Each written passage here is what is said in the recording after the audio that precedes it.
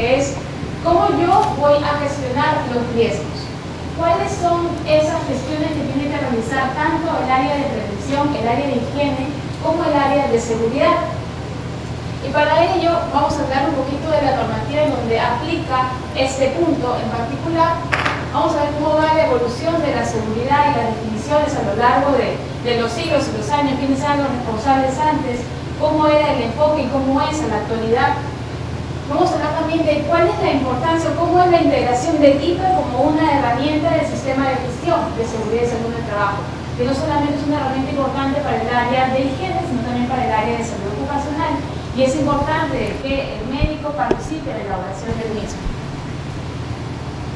¿Qué otros riesgos lo voy a gestionar? La vigilancia de la salud como riesgo laboral y la mejora continua de la gestión de estos riesgos laborales. ¿Sí? ¿Tienen alguna pregunta durante la presentación? La idea es compartir las dudas que tengan y poder discutir algún caso que caiga en particular en alguna de las empresas. El objetivo básicamente de este módulo es poder identificar la importancia del sistema de gestión de seguridad y salud en el trabajo de una manera correcta.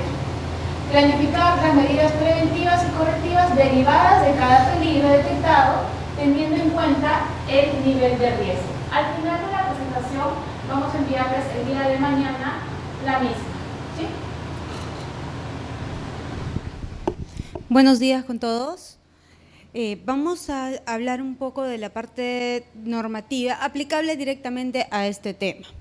Lo hemos dividido en la Ley de Seguridad, el reglamento correspondiente. Hemos separado los artículos, en este caso, dependiendo del enfoque que le quieren dar. Voy a explicarlo brevemente cada uno de ellos, también unas 2 o 3 definiciones adicionales para ya empezar con el tema en sí. Dentro de la ley hay 5 puntos. Lo primero que nos establece la ley es que tiene que haber participación de los trabajadores, en el proceso de gestión de riesgos. Yo tengo que buscar la forma, la metodología y la mejor manera para que me genere una evidencia. Cada empresa tiene una manera distinta de generar la evidencia. Algunos lo hacen en talleres, en capacitaciones, con matrices, con firmas, con registros de asistencia, pero lo importante es que todos generemos evidencia de que los trabajadores están participando en el proceso de gestión de riesgo. No significa que va a participar necesariamente el 100% de mis trabajadores. Si yo tengo dentro de mis trabajadores un puesto que es almacenero, no voy a de repente considerar a los 50 integrantes de ese puesto, sino participará una persona, de repente hasta 2. Entonces, ese criterio yo lo puedo hacer de acuerdo a mi realidad. También depende, ¿no? Si tienen turnos rotativos o no, eso yo lo puedo ir manejando. Asegurar la gestión de riesgo significa que yo tengo que asegurar que se haga un trabajo real y efectivo de la gestión de riesgo. Significa que se tiene que hacer la evaluación del IPER y tiene que generarme alguna acción. No me dicen que la acción sea grande, pequeña, no, sino que tenga alguna mejora continua y para mi siguiente evaluación tenga algo que me permita demostrar que estoy trabajando en la mejora continua. Y eso justamente va con el siguiente punto, mejora continua en base al IPER. La mejora continua siempre tiene que dar prioridad a las actividades generadas por el IPER. En este caso, si en el IPER a mí me salen riesgos altos, los cuales me tienen que hacer cambiar mi plan de trabajo, voy a tener que hacerlo porque esos riesgos son críticos para mi sector, para mi empresa. Enfoque de género también. Si yo hago manipulación manual de cargas, no es lo mismo la cantidad o la capacidad de carga de una mujer que la de un varón. Y en esa parte la doctora va a desarrollarlo un poquito más adelante, pero la norma lo menciona. Tengo que considerar dentro del IPER. Lo que se recomienda para cumplir este punto dentro de la auditoría, hay diferentes formas, pero una de las recomendaciones es que al tener ustedes un procedimiento para hacer el IPER, se incluya dentro del procedimiento que en caso de que, por ejemplo, ocurra o en ese puesto se dé la inclusión de alguna mujer o una gestante, se procederá de acuerdo a un procedimiento al cual ustedes pueden vincular. O sea, pueden hacerle referencia, pero ya están cumpliendo este punto que la norma te exige y también se exigen las auditorías. Participación de los representantes, esto se hace a través del comité, en el cual ustedes tienen representantes, tanto de la parte empleadora como de la parte de los trabajadores. Lo ideal es de que eso quede registrado en una acta, que ellos hayan visto el IPER y que estén de acuerdo con los criterios que se hayan, en este caso, considerado para la evaluación. Dentro del reglamento tenemos la obligación de difundir, comunicar y reducir la exposición. La forma igual de reducir y de publicar depende de cada empresa. Algunos lo hacen en los periódicos murales, otros lo hacen directamente con las personas, en capacitaciones, a través de la web, etcétera. Pero se tiene que difundir y se tiene que tener evidencias, nuevamente. Exhibir la matriz. En este caso, lo que vamos a ir es de que la norma nos pide que tiene que estar exhibida, normalmente publicada. Es un poco complicado porque no es un documento pequeño, es bastante extenso.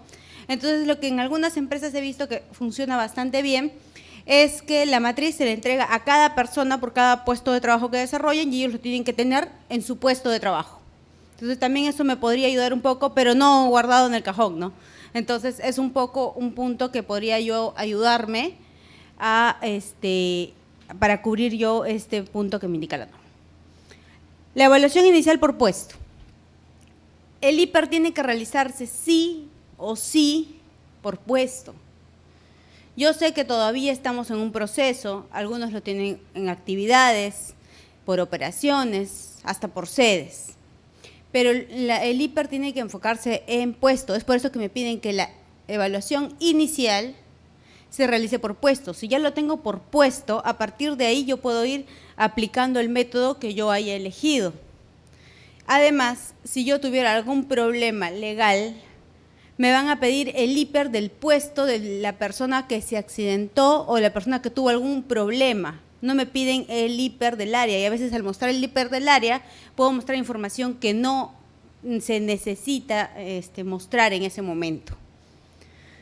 Consulta al comité, que va similar con lo que hablaba arriba, pero ya el registro en el acta, y las mediciones cualitativas y cuantitativas. Las cualitativas y cuantitativas se van a referir, en este caso, la primera etapa a la línea base y la segunda se refiere a los monitoreos, al programa de higiene. El programa de higiene va a salir de la misma forma del IPER y de los recursos también que cada uno de nosotros va a tener. ¿Hasta acá está todo claro? ¿Sí? Perfecto. He puesto esta matriz para ver un poco la parte aplicativa de los controles. Igual ustedes la van a tener, van a poder ir viendo la tendencia que ha habido en seguridad, pero la parte que yo estoy dándole mayor énfasis es la intervención. Cuando hubo la revolución industrial, lo que se hacía principalmente es que la aplicación de los controles o la intervención era después del suceso, después del accidente, después de la enfermedad, y cuando los síntomas eran muy evidentes. Ahí recién se aplicaban alguna clase de intervención o de control. En la segunda generación, que corresponde a los años 1900 a 1970, la intervención ya se da por actos y condiciones. Empiezan a realizarse, en este caso, ya algunas inspecciones, algunas actividades un poco preventivas y no post suceso. En la tercera generación, hasta 1990, ya se están empezando a enfocar nuestros recursos en las causas básicas, los problemas reales. Si yo hablo de causas básicas, ¿de qué estoy hablando? ¿De que se está empezando a hacer qué? Investigación de accidentes. Las investigaciones de accidentes generan que yo tenga causas. Las causas van a permitir, en este caso, indicarme si hay un problema real o no hay un problema real y yo puedo atacar la real causa de este accidente, que es lo ideal. Entonces ya empieza a evolucionar la parte de aplicación de controles. En este caso, en la cuarta generación, que es hasta el siglo XXI, lo que se hace es de que se trata de ver el origen de los problemas y se analiza este riesgo. Se trata de ver por qué se ha dado esta situación, bajo qué criterios, y no solamente se evalúa la parte operacional, también la parte de comportamiento. Ya se está introduciendo eso, ya se empieza a introducir en qué turno estuvo el trabajador, a qué hora entró, a qué hora salió, si trabajó ese día 8 horas, 12 horas o 15. Entonces ya empieza a profundizarse mucho más este asunto. Y nuestro papel, porque acá la mayoría están viendo la parte o de seguridad o de salud o a veces ambos, es que debería de haber estado evolucionando porque nosotros hemos sido protagonistas. Antes el encargado de la seguridad era el que tenía que ver todo. Luego se trabajó con un equipo, un especialista, el comité que tiene que ser apoyo y un departamento de seguridad, el cual ya te va a brindar diferentes enfoques. La tercera etapa nos indica que el responsable de la seguridad ya no es todo el equipo más el comité, sino la línea de mando de operaciones. Significa que la línea de mando es responsable por su personal. Si yo tengo un personal durante este turno, yo me tendría que hacer cargo de este personal. Y en la última parte nos indica que cada uno es responsable de su seguridad adicional. Entonces, cada miembro de la empresa es responsable de la seguridad propia, como la de los compañeros que están en contacto con nosotros durante toda nuestra jornada de trabajo. Las definiciones, como les mencioné, son estas tres. Lo primero que vamos a mencionar es el peligro. El peligro es la situación propia de cada proceso, propia de cada actividad, la cual en este caso va a ocasionar daños. Y ya se introduce el tema de que los daños no son solo a las personas, también se van a dar los daños a los equipos, a los procesos, y se evalúan diferentes tipos ya de pérdidas. Los riesgos van a, en este caso, manifestarnos la probabilidad de que los peligros se manifiesten. ¿Qué tan probable es de que en este proceso, en esta zona, se materialice este peligro? Y la gestión de riesgo, que es el tema en el cual se va a basar toda la capacitación del día de hoy, nos permite a nosotros ver que es un procedimiento que lo que trata es de reducir el nivel de riesgo hasta un nivel tolerable, el cual a nosotros nos permita poder manejar los controles solo ya de mantenimiento, excepto los que sean críticos propios de cada proceso, que lo que voy a hacer es trabajarlos de otra forma, pero siempre cuidando que el riesgo no salga de los límites que nosotros hemos establecido. ¿El sistema de gestión usa el IPER o no? ¿Nos sirve el IPER para nuestro sistema de gestión? ¿Para qué? Ahora yo les doy un ejemplo, ustedes me dan los demás. Yo uso el IPER para hacer mi mapa de riesgos. ¿Sí? ¿Para qué más uso el IPER? Para ver los peligros. ¿Para qué? Para capacitar. ¿Mi programa de capacitaciones sale del IPER también? Efectivamente. ¿Para qué más utilizo el IPER? Por acá. Para ver cuáles son mis áreas de riesgo, las áreas críticas. Por acá. Ahora están ganando de este lado. Higiene. ¿Sí? Yo defino mis monitoreos en base a ¿qué? A los riesgos identificados, a la cuantificación que he tenido, y ahí hago mi matriz de riesgos. Mi matriz de riesgos va a generarme esta matriz de higiene. Entonces, tengo que tener en cuenta que el IPER me va a servir, eso es en la parte de seguridad, pero también en la parte médica. Yo puedo hacer protocolos médicos sin haber tenido un IPER. Bueno, de poder, se puede. ¿Se debe de hacer? No, porque yo tengo que afinar, tengo que ver muchos detalles, aparte de la información que voy a ir recibiendo. Entonces, estamos dividiendo en dos ramas. La primera es la de seguridad, el enfoque en seguridad. La segunda la va a ver la doctora Choroco, que lo vamos a ver en la parte de salud ocupacional, el enfoque también que tiene la parte médica. Igual, por favor, si es que tienen cualquier duda, levantan la mano, me hacen la consulta, me hacen la pregunta. Vamos a trabajar capacitaciones, inspecciones, el programa anual, el mapa de riesgos, algunos procedimientos, la actividad preventiva y los EPPs. Esto en función a el hiper y cómo yo los debo de interrelacionar. Lo primero, capacitaciones.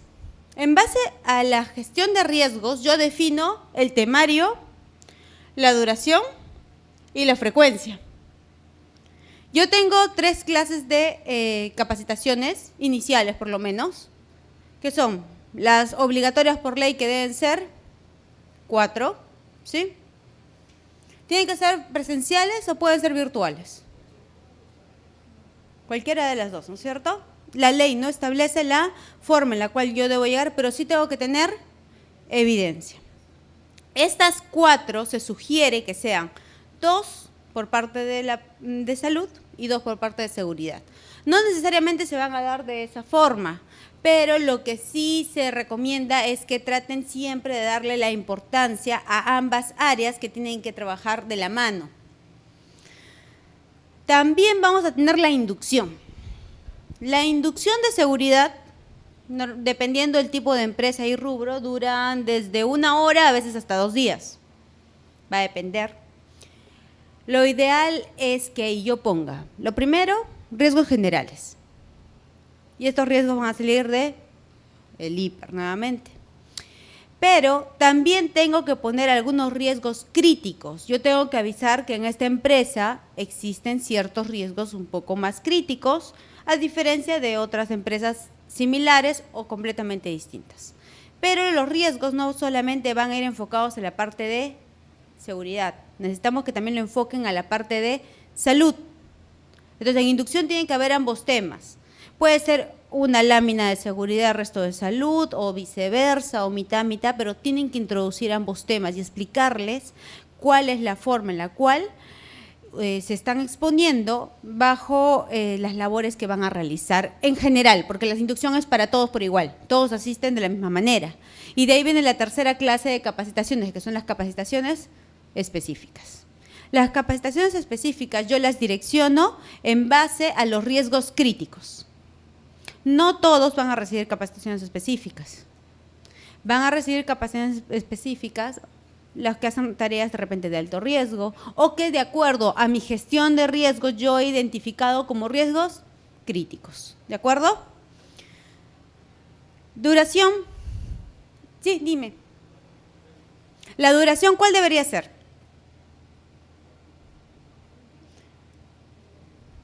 La duración se recomienda en las capacitaciones más o menos generales, mínimo 1 hora, mínimo, por favor, y dependiendo de qué tan específica es la tarea, se puede incrementar. Si yo voy a explicar acerca de espacios confinados, no va a ser 1 hora, tengo que regirme más o menos y dependiendo si la quiero certificada, no la quiero certificada, eso se define al nivel de riesgo y qué tan específica es la tarea que yo realizo. ¿De acuerdo? Sí, dígame.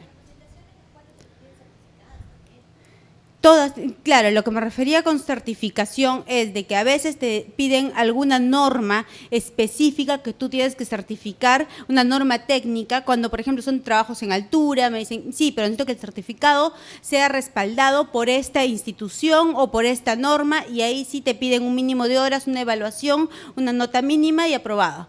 Cuando son internas, incluso yo puedo establecer la nota mínima, yo puedo ponerle desde un 11 hasta un 14 o un 16. Eso ya es un criterio que yo puedo manejarlo con mayor amplitud.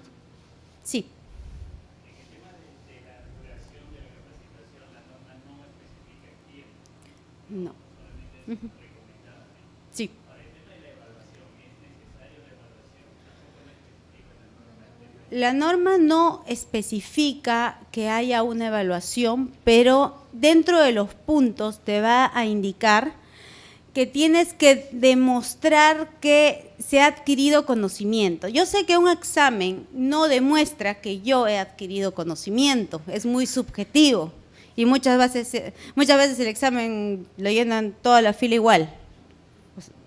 Pero es una evidencia que a mí me permite demostrar ante una eventualidad que este trabajador sí se capacitó y si tiene un 18 en, por ejemplo, manipulación manual de cargas todos los años, y él me dice que yo nunca le enseñé la forma correcta de elevar una carga, yo le puedo decir, sí, tú tienes esta prueba que me respalda.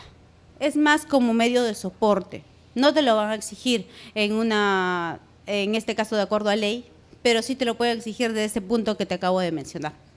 El hecho de que yo no tenga accidentes no me demuestra a mí necesariamente de que el personal haya tenido capacitación. Lo que a mí me va a demostrar que mi personal ha tenido capacitación va a ser un registro de asistencia como mínimo.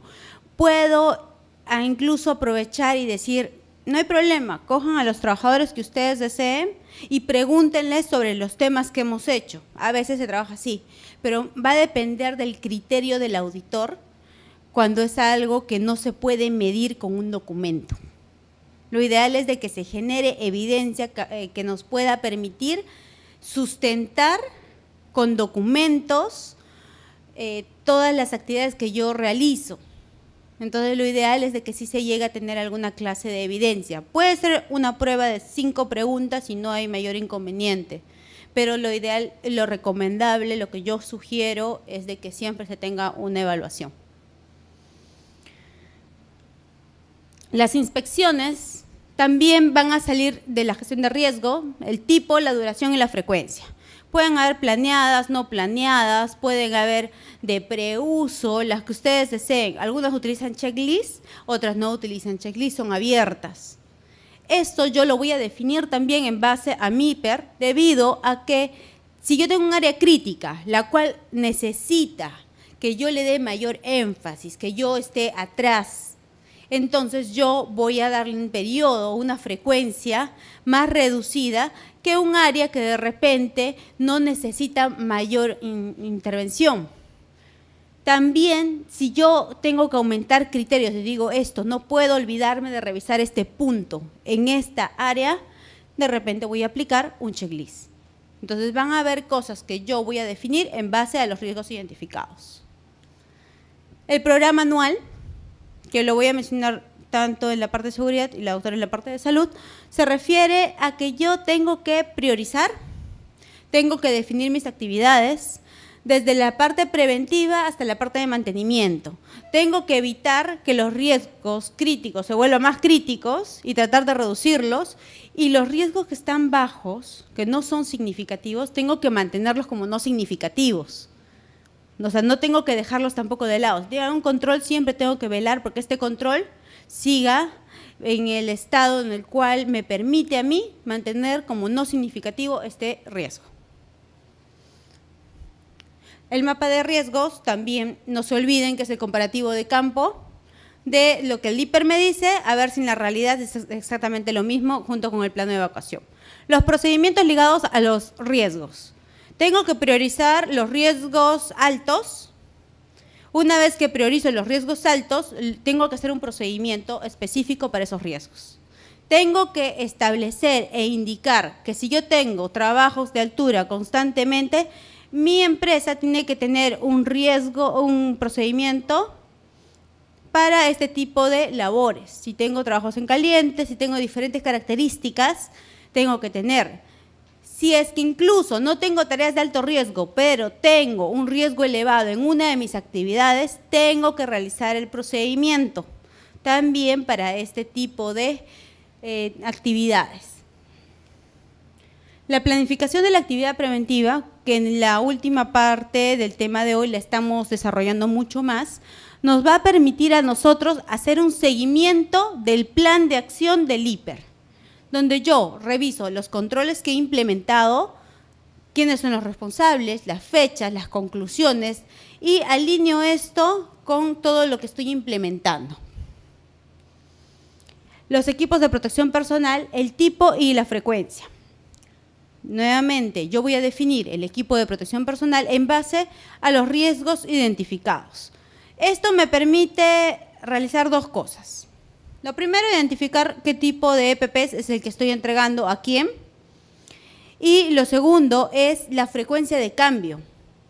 Porque si yo estoy en una zona donde les doy zapatos de seguridad a todo el personal, pero hay personal administrativo que visita de repente cierta zona solamente una vez por semana y hay personal de campo que todos los días están expuestos y tienen que usar los zapatos de seguridad, el periodo de cambio tiene que ser distinto.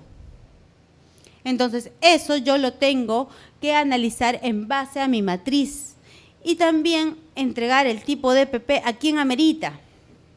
Porque si les entrego a todos todo, yo estoy en realidad desperdiciando recursos que yo podría enfocarlos en otra área con más fuerza, dándoles de repente EPPs de mayor calidad, y eso yo tengo que definirlo en base a mi gestión de riesgos. Continuando con lo que menciona Estela, ahora la matriz IPER no solamente nos va a ayudar para el tema de la gestión del área de prevención o del área de higiene, sino también es una herramienta en la cual debe participar el médico ocupacional. ¿Por qué? Porque yo voy a poder hacer una evaluación de los puestos de trabajo, ¿sí? Y en función de esa evaluación de puestos de trabajo yo identifico cuáles son los peligros que pueden afectar la salud del trabajador. Y de esta forma poder definir no solamente los protocolos de exámenes médicos ocupacionales, como estaba mencionando Estela, sino también poder implementar otros programas. Aparte de mi plan anual, puedo implementar un programa de control de la trabajadora gestante, un programa de inclusión de personas con discapacidad, ¿sí? Tener también identificado un programa o un plan de higiene del mismo. Este plan de higiene no solamente usualmente lo lidera y lo lleva el área de prevención, el área de seguridad, pero acá también es importante la participación del médico porque va a poder definir cuáles son los límites máximos permisivos sobre los cuales puede poder hacer un monitoreo o un examen específico en ese trabajador por el peligro que ha sido identificado en ese puesto de trabajo porque supera el límite permisible que lo menciona la norma, ¿sí? Otra de las cosas que yo también puedo sacar de esta matriz IPER es el plan anual de vigilancia. Este plan anual de vigilancia lo vamos de manera conjunta con el área de seguridad. Cuando hablamos del tema de gestión de los exámenes médicos ocupacionales, no solamente que yo tenga que armar ese programa en donde yo defina el objetivo, el alcance, cuál va a ser la programación de mis pacientes, de mis trabajadores, la selección de proveedor, definir un protocolo, sino también es poder establecer la frecuencia de estos exámenes médicos ocupacionales. Y la frecuencia de estos exámenes ocupacionales va a ir en función a qué? A esa identificación de peligro y al nivel de riesgo que se ha identificado en esa matriz. ¿Cuántos tipos de exámenes médicos ocupacionales son los que existen? ¿Cuáles son los que usualmente nosotros manejamos en las empresas? ¿Alguien hace evaluación cuando hay un cambio de puesto de trabajo? ¿Alguno de nosotros tiene esto establecido en nuestro protocolo o en nuestro programa de gestión de exámenes médicos ocupacionales? Muy pocos, ¿no es así? O casi nadie. Es importante considerar que, que los 5 o 6 tipos de exámenes ocupacionales que existen los menciona la normativa, pero básicamente todos nos enfocamos en el preocupacional, que ha sido modificado. Ahora refieren que las empresas que no son de alto riesgo no lo deben de ejecutar, sino a los 2 años de que ha ingresado el colaborador, que ya no viene a ser un preocupacional en realidad. El examen periódico, que también se estableció la frecuencia, que tiene que ser cada 2 años, ¿sí? Y el examen de retiro, que puede ser facultativo, pero la recomendación también en ese punto en el de retiro es presentar cartas notariales al colaborador en donde se le está notificando la asistencia al examen ocupacional de retiro, ¿sí? Entonces, todas esas modificaciones y la forma como cada una de las empresas lo maneja, es importante que el médico pueda tener el suficiente sustento técnico para determinar que necesita tener ese examen preocupacional, que necesita que ese examen periódico se realice con tal frecuencia. Porque la parte legal puede mencionar que se haga cada 2 años, pero si yo tengo todo el sustento técnico para poder definir la frecuencia de esa evaluación, la puedo definir. El médico ocupacional tiene tanta capacidad como para poder determinar si ese examen se hace de manera anual, si se hace de manera bianual o cada 6 meses, ¿sí? Entonces, es importante saber de que no solamente yo tengo este examen preocupacional, que solamente tengo este examen periódico y que solo tengo este retiro, que es en la mayoría de la que todos nos centramos, ¿sí? Sino que también existe el examen de reincorporación laboral, existe el examen de por cambio de puesto de trabajo, ¿sí? Y hay otro adicional que no lo recuerdo en este momento, pero el de cambio de puesto de trabajo es ese. Y hay otro adicional, bueno, más adelante se los comentaré. Pero son otros exámenes que deberíamos de considerarlo dentro del programa de exámenes médicos ocupacionales. ¿Perdone? No. Hay algunos que algunas personas piden que le hagan sus exámenes ocupacionales antes de irse de vacaciones. No, a lo que yo eso es una programación que uno hace el examen. Esto es dirigido básicamente a la parte de riesgos ocupacionales y que desencadenen enfermedad ocupacional. Usted me mencionó que había un examen preventivo. Ese examen preventivo, si bien es cierto, tiene otro tipo de enfoque. No evidencia los daños a la salud generados por el riesgo que hay en ese puesto de trabajo, sino es que más que nada para el control de las enfermedades comunes o enfermedades crónicas. Son enfoques diferentes. Yo tengo, por ejemplo, un resultado de un trabajador que está sano, no tiene ningún problema, y después me hace una denuncia al decirme que tiene una enfermedad ocupacional. SUNAFIL viene y me quiere sancionar porque el trabajador tiene una enfermedad ocupacional. Lo que pasa es de que para yo demostrar que existe esa enfermedad ocupacional, tengo que tener una evaluación médica ocupacional y un histórico de toda esa evaluación. Y para ello hay una investigación de enfermedad ocupacional que no solamente se va a basar en el examen, sino en los monitoreos, en la evaluación de puesto que ha habido, de repente sus descansos médicos, en el historial. Se hace toda una investigación para poder determinar la causalidad del riesgo que ha habido en ese puesto de trabajo y que le ha generado esta enfermedad. Pero no es que venga y te diga, sí, yo tengo esta enfermedad ocupacional. Por eso también es importante que cuando el personal se retira de la empresa, tener el examen de retiro, ¿no? Ahora, no es obligatorio, la parte legal nos menciona que no es obligatoria, sí, es facultativa, va a depender si el trabajador se lo pide o el trabajador lo pide al empleador. Pero es importante que ustedes tengan un documento, ¿no? Cartas notariales, como les mencionaba, en las cuales ustedes convocan al trabajador a pasar la evaluación médica. Le hacen una nueva convocatoria, no vuelve a acudir. Entonces, en caso que vengan a hacer cualquier tema, usted ya tiene el respaldo que se le hizo esa observación al colaborador, pero él no ha participado. Usted tiene la buena fe y la buena voluntad de hacer ese tipo de seguimiento, pero el trabajador no colabora. Ahora, debemos entender también que en la Ley de Seguridad y Salud en el Trabajo establece las obligaciones tanto del empleador, pero también hay obligaciones por parte del trabajador, ¿sí? Y esas obligaciones del trabajador es acudir a los exámenes médicos ocupacionales. Ahora, la 29783 no establece que se le tenga que dar una sanción porque no acude a la evaluación médica, pero sí ustedes lo pueden consignar dentro del reglamento interno de trabajo. Ahí van todas las sanciones que yo le podría imputar al colaborador por no participar en mi programa de prevención, de repente, aparte de otras sanciones que ustedes tengan por políticas internas de la empresa. ¿Sí? Bien, sí. Sí. SUNAFIL puede coger una denuncia de un trabajador que dice, ¿no?, que tiene una enfermedad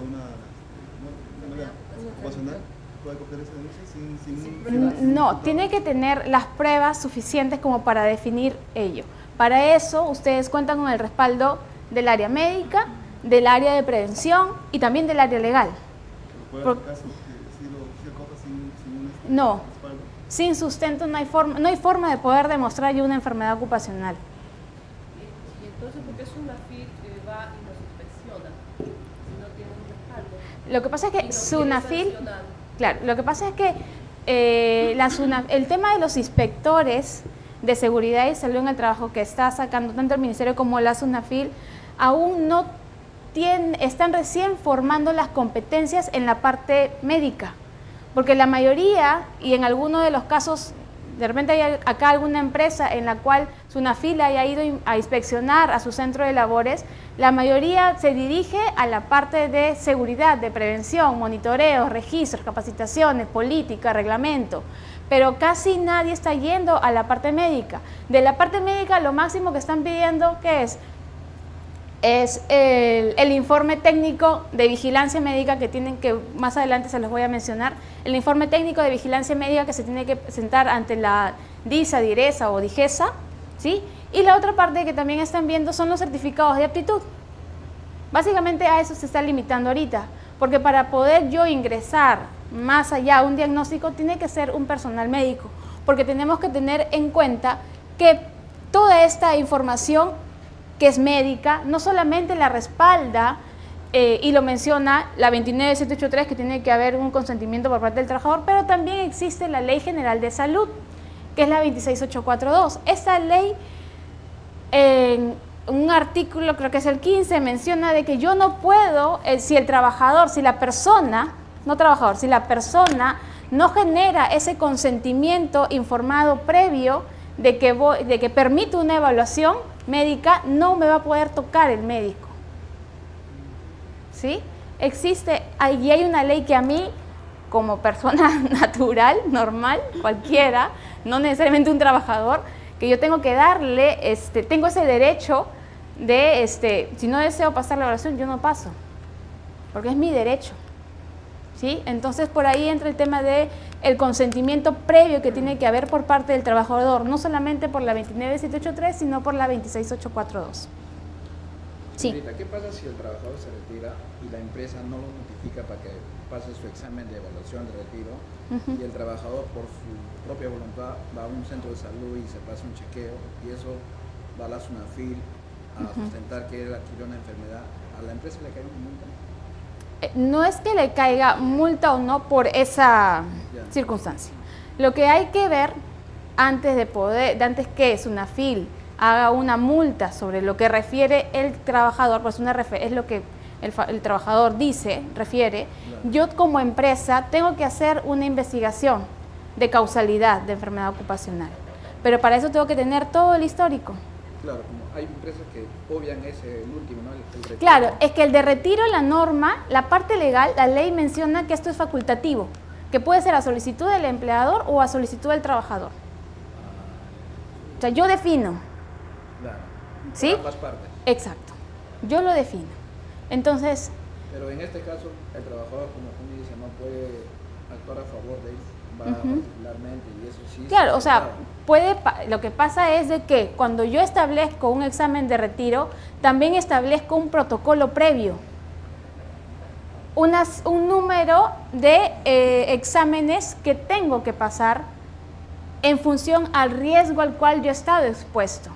Puede que el trabajador vaya a una clínica X y a pedir un examen, pero la clínica X ni el trabajador conoce los riesgos en los cuales ha trabajado. ¿Sí? Entonces, de repente pasa una evaluación que no es idónea para el puesto en el cual él estaba ocupando. Entonces, el resultado no es el correcto. Entonces, tengo que tener por eso elaborado y definido mi protocolo de exámenes médicos ocupacionales. En estos protocolos no solo yo establezco cuáles son los exámenes que tengo que consignar en el preocupacional, sino también debo considerar lo que va en el periódico. ¿Qué exámenes? Sí, es Luis. Nosotros hacemos examen de retiro a los trabajadores de alto riesgo. Ajá. En el caso de los que no son de alto riesgo, es facultativo y no acuden a este último examen que he citado, tiene un valor legal indicativo. Si no le mandé carta notarial y hago solamente un informe con los correos reiterativos que lo estoy citando, ¿tiene un valor indicativo? No, más pesa una carta notarial. Sí. Pesa más que un informe. Puede ser un sustento también. Podría ser un sustento, pero es más fuerte una carta notarial. Sí, dígame. En el tema de los exámenes médicos de reincorporación laboral, ¿en qué caso se hace? ¿En qué tipo de accidente de trabajo? ¿Y a quién se lo solicita? Hay situaciones donde se solicita a tu proveedor y hay otro también que se solicita a tu aseguradora, ¿no? Por SCTR Salud. si bien entiendo. Entonces, ¿en qué tipo de casos se hace esos dos? No, en la parte de reincorporación laboral, que ya sea por un descanso médico prolongado, ¿sí?, a raíz de un accidente de trabajo, yo como médico establezco el protocolo y quien lo asume es la empresa, porque es un examen ocupacional. ¿Sí? Entonces, yo defino a mi proveedor, qué protocolo es el que va a pasar, de acuerdo al diagnóstico que ha tenido y al accidente o la enfermedad que le ha generado un descanso médico prolongado. Yo lo defino. ¿Sí? Tenía entendido que en algunos casos se le solicitaba a tu aseguradora. Claro, el SSTR se emplea cuando es por un accidente de trabajo, pero el descanso médico relacionado al trabajo. Si es un descanso médico prolongado, no aplicaría. Si no, Paola, ¿tienes ahí algún comentario al respecto con lo que menciona el colaborador? Paola ha trabajado en el tema de STR en otra compañía y ha manejado el tema de enfermedades, el tema de esto de si se cubre o no cubre la póliza por alguna enfermedad ocupacional. Entonces, el señor refiere que aquellos pacientes, aquellos trabajadores que se van a reincorporar al puesto de trabajo, muchas veces usan el STR para pasar ese tipo de evaluación. ¿En qué casos se aplica? ¿Cómo es STR para pasar la evaluación? Parte no entiendo. Lo que pasa es que nosotros tuvimos una consulta con el seguro cuando tuvimos un accidente que tuvo incapacidad, ¿no?, Prolongada. Entonces nos refirieron de que el examen médico lo hacía el mismo seguro, ¿no?, ese examen médico, en ese caso de accidente de discapacidad. Entonces ellos hacían el examen para reincorporarlo al trabajador, y no lo hacíamos nosotros con nuestro proveedor. No, en ese caso el examen para reincorporación laboral la hace la empresa, la hace el médico ocupacional, porque él es el que conoce los riesgos al cual va a someter a su trabajador cuando éste retorne al puesto laboral. Lo que hace el SSTR es evaluar al trabajador cuando acaba sus prestaciones por salud y va a pasar a pensión, es decir, cuando ya hay un daño generado y ya hay una discapacidad evidente. Ha pasado ya 11 meses, 10 días, que son estos días de descanso médico que puede tener o lo que duran las prestaciones en salud, ¿sí? Y cuando va a pasar a pensión, justamente para definir si es que ya hay una discapacidad, lo va a evaluar. Esa evaluación la hace un comité médico de la aseguradora, ¿sí?, el SSTR Pensión. Entonces, si ya se configura un menoscabo, ¿no?, y también el porcentaje del menoscabo se define si el trabajador va a recibir una indemnización, va a recibir una pensión o ya va a recibir una pensión vitalicia por ser una persona con gran invalidez. Sin embargo, esto no sirve para nada para la reincorporación laboral, es muy aparte. Sí, gracias, Pau. Es otro protocolo, como les mencionaba, que tiene que establecer el mismo médico de la empresa. Son dos cosas distintas. ¿Sí? En el caso del EMO de retiro, ¿es necesario hacer la carta notarial? Si antes del momento en que terminemos relación laboral, le hago firmar una citación. Sí, o sea, es válido, como mencionaba el doctor, por ejemplo. Él tiene correos reiterativos que le envía al trabajador de que va a ser citado a su examen de retiro, pero el trabajador no va. Es válido, pero tiene más peso, digámoslo así, una carta notarial que tú le emitas al trabajador. Sí, Pau. Ahora, con respecto a esto, cuando nosotros, o mejor dicho, para efectos legales, lo que va a valer es una carta notarial. El correo no va a servirnos en caso de que, por ejemplo, pasemos a un proceso judicial o pasemos ante una inspección de SUNAFIL. ¿Por qué?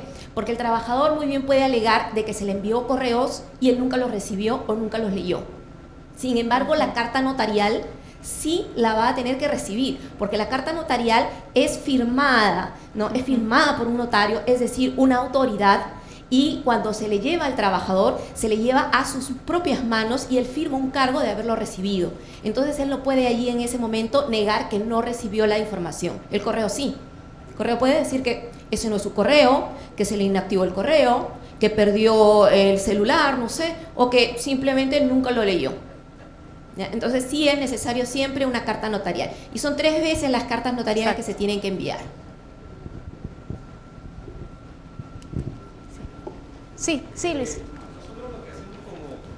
Lo que tenemos como variable es hacer que el trabajador, porque muchos son operativos y a veces cesan, y incluso la dirección no es la misma que tienen exacta, ¿no?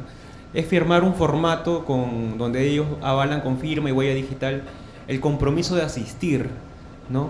Ya. ¿Ese formato tendría alguna validez semejante a ese que no es una carta notarial? Porque el tema del correo también, trabajadores operativos de estaciones, por ejemplo, no tienen correo, ¿no? Entonces es imposible. ¿Con ese formato lo podríamos manejar? Mira, en varias de las presentaciones que hemos ya venido manejando y también conversando con el área legal, es mejor presentar ese documento de carta notarial. Te puede valer, pero como les mencioné al inicio, tiene más peso y más soporte una carta notarial que cualquier otro tipo de documento. A pesar de que tenga la firma y huella digital del trabajador. Sí.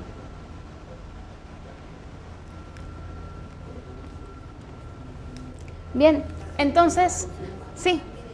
Cuanto al examen de retiro, ¿hay un periodo mínimo para hacerlo? Porque si entró en un mes en el Sales Center... 3 meses puede darle de chance. ¿Y eso quién lo establece? ¿Hay algo establecido ya? En la norma, en la RM 312 mencionaban que había esta periodicidad. Luego de esta no ha habido modificación con el tema del tiempo.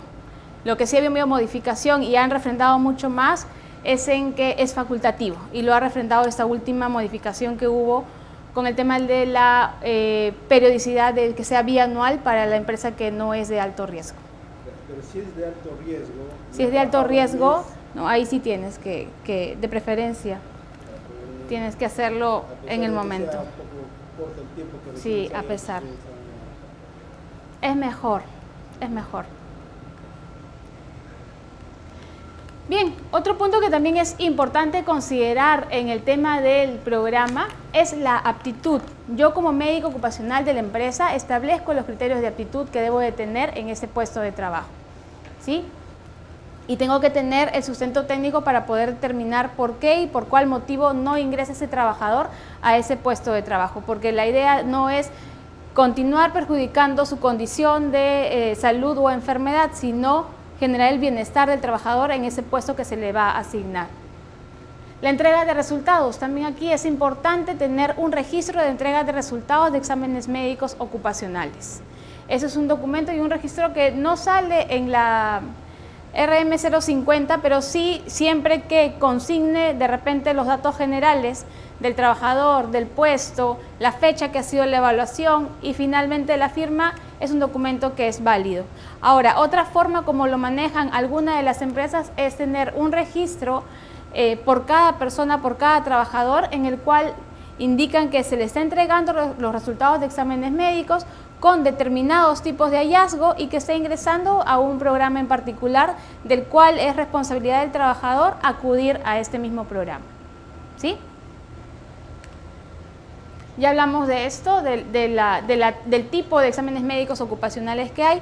Es importante también, y en alguna de las auditorías que hemos hecho a los expedientes de exámenes médicos, es que en algunos casos las empresas no consideran el tema del consentimiento informado del trabajador.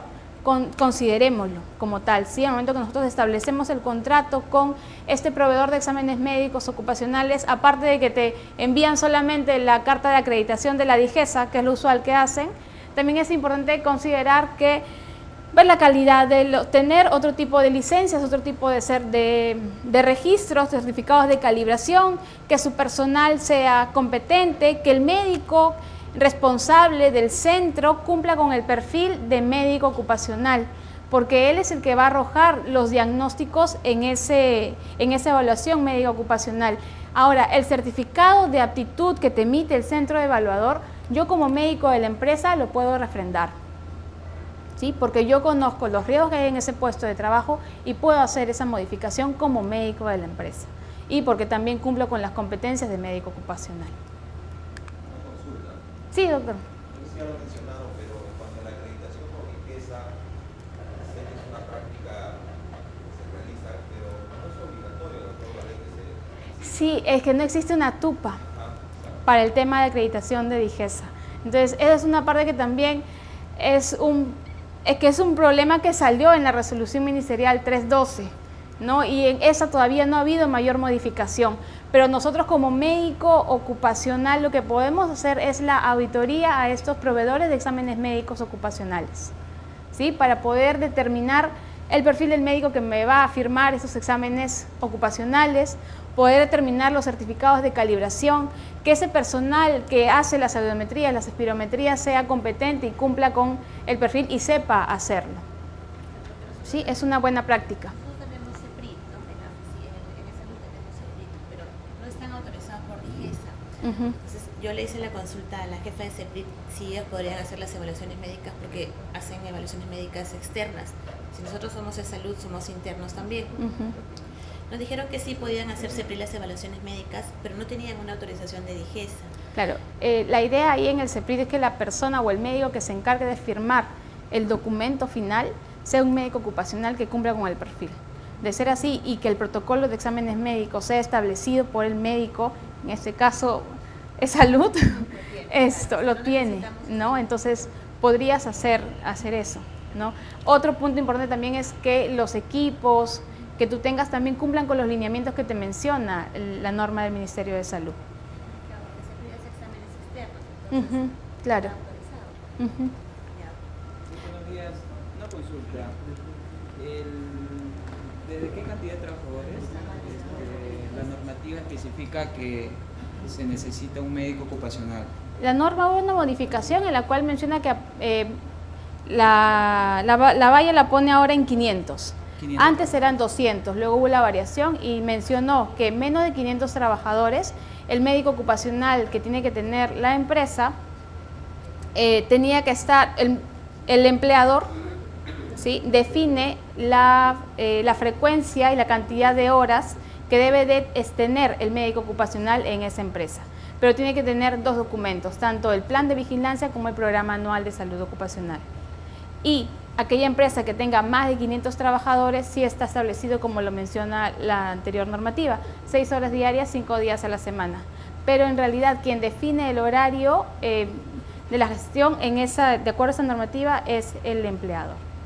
¿Eso va para una empresa? Ese es para empresas que no son de alto riesgo.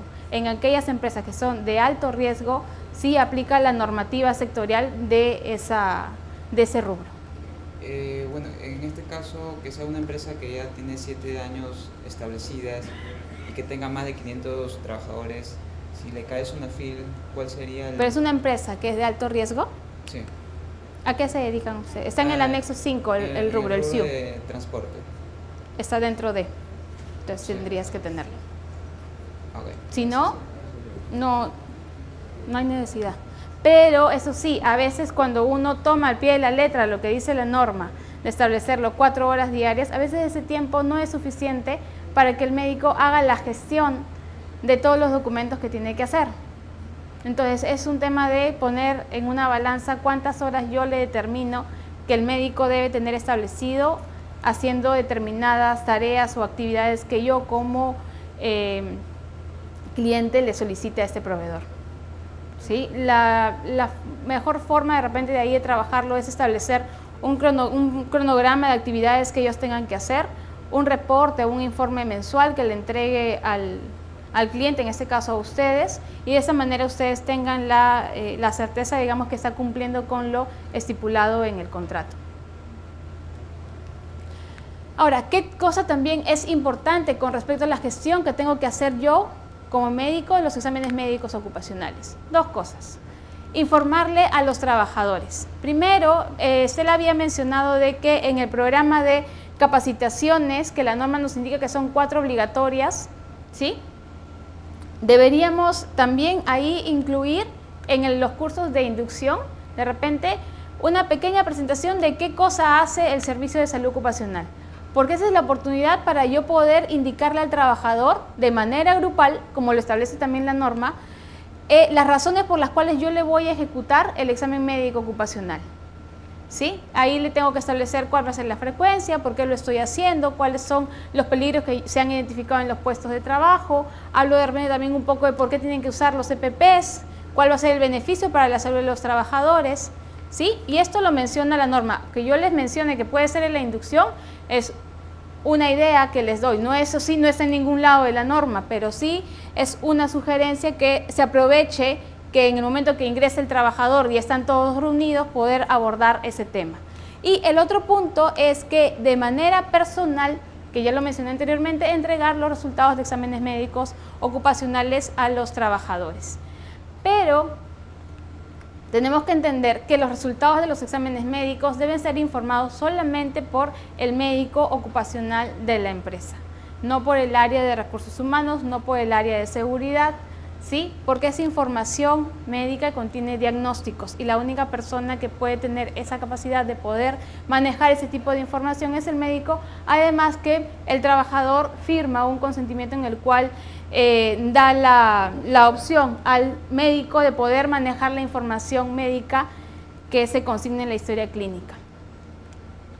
Ahora, la norma también menciona de que al empleador sí se le debe de informar las condiciones generales del estado de salud de los trabajadores, con la finalidad de ¿qué? De poder diseñar medidas de prevención adecuadas. Esto también lo menciona la normativa.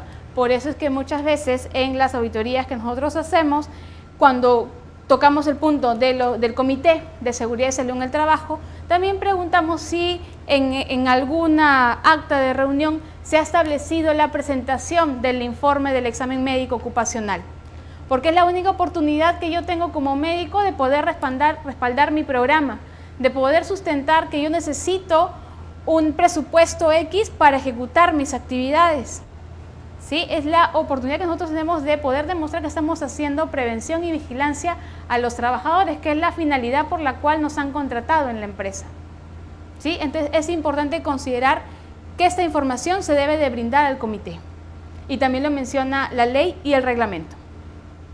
Pero son porcentajes, es el perfil, las estadísticas de los resultados de exámenes ocupacionales, sin nombres ni apellidos, ¿sí? Así no procede la entrega de la información.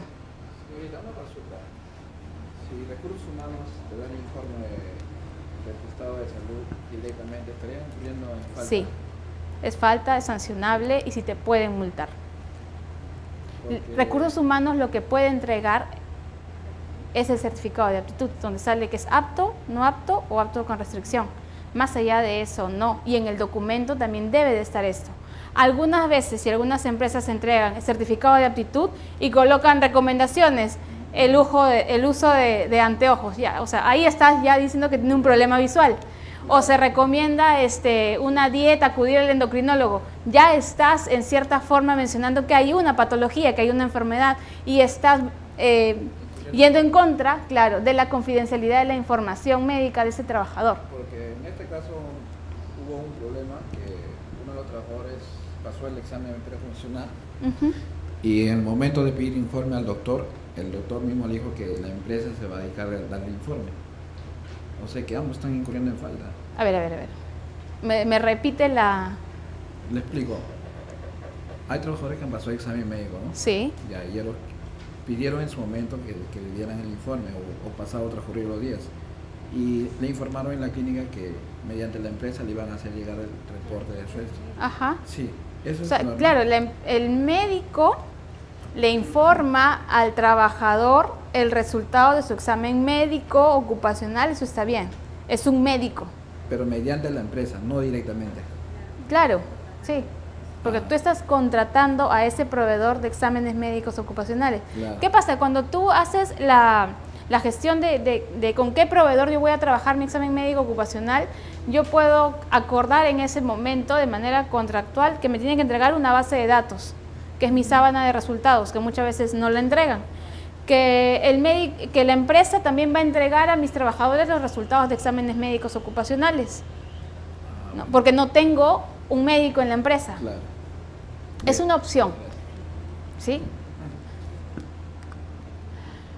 Bien, también les había mencionado que dentro de lo que es, ¿para qué me sirve también la herramienta del IPER para el área de salud? Es para poder determinar mi programa de higiene. Yo tengo que hacer evaluaciones tanto cualitativas, que las realizo en campo para determinar de manera cuáles son los peligros que hay en ese puesto de trabajo y los daños que pueden haber a la salud, pero necesito también cuantificarlos. Para eso yo necesito hacer un monitoreo.